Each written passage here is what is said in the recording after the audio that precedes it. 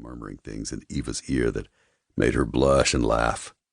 The two of them were still in that fucking disgusting honeymoon phase, and they couldn't keep their hands off each other.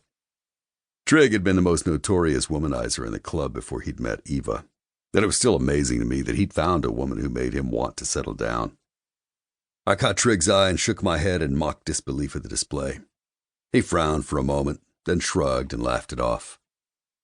Turning to my sister, I tried to distract myself from the scene of PDA in front of me. "Hey, is Gray showing up?" I asked her as I slid into an empty seat next to her. "I don't know," Seton said. She took a sip of her beverage, which I was assuming was a Coke.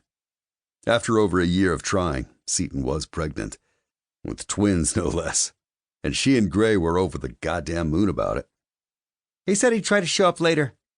I nodded.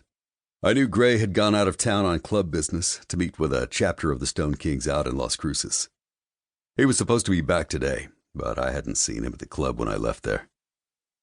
Just then, someone clapped me hard on the back. I turned around to find Levi standing there, giving me a rare, wide grin. "Hey, brother," he shouted above the din. "Didn't know you were showing up for this." "Seton made me promise," I replied. "I figured she'd have my balls if I didn't come support Andi." Seton's powers of persuasion were well known in the club. Even when the two of us were little kids, she could have sold ice cubes to freaking Eskimos. It was a running joke among the brothers of the Stone Kings that if the Prez's old lady asked you to do something, you were going to do it, no matter how hard you tried to resist. Levi threw back his head and laughed at my remark. "No shit, brother." He was in a good mood. I'd hardly ever seen Levi laugh like that. Never, in fact, until he'd met his old lady, Cherish. Levi had always been the solemn, quiet type. When he spoke, you listened, because he hardly ever opened his mouth unless there was something really important to say. But since Cherish had come into his life, he had begun to change. He was still the same tough-as-nails motherfucker I'd known since I'd started hanging around the club, hoping to prospect. But there was an ease and comfort with himself in him now that I hadn't seen back then. I watched Levi make his way over to the other side of the table to where Cherish was sitting. As he wrapped his arms around her and murmured something in her ear, the look of devotion she gave him back was so intense I had to look away for a second. The two of them had grown up in the same small, fundamentalist LDS community across the border in Arizona.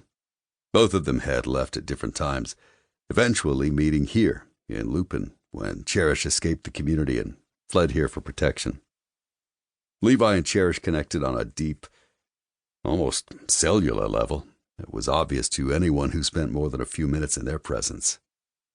I figured that might have something to do with the common experience of what they had both endured when they were younger. Whatever it was, though, I had never seen anything quite like it. It made me almost jealous, looking at them now. But mostly, I was just fucking happy as hell for him. Mostly. As the others greeted Levi, and Seton filled them all in on when Andi's band would take the stage, I found myself turning away from our group to stare out at the crowd. Lately, I'd caught myself feeling a little restless at odd moments, like something was sort of missing from my life. It didn't quite make sense. All I'd really ever wanted to do since forever was to ride, fuck, and generally have a good time.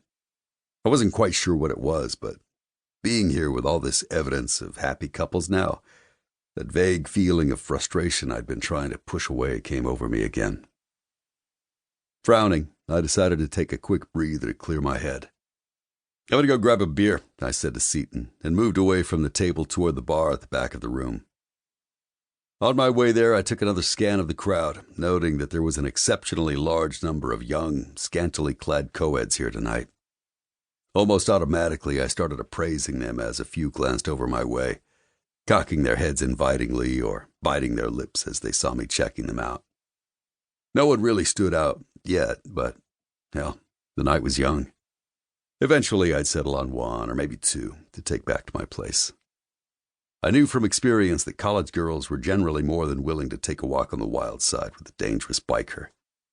Normally, the thought would have been enough to make me satisfied that the night was going to end well. But tonight, the idea seemed almost tedious. Still, I told myself, pussy was pussy. Once I had one of these girls on her knees with my cock in her...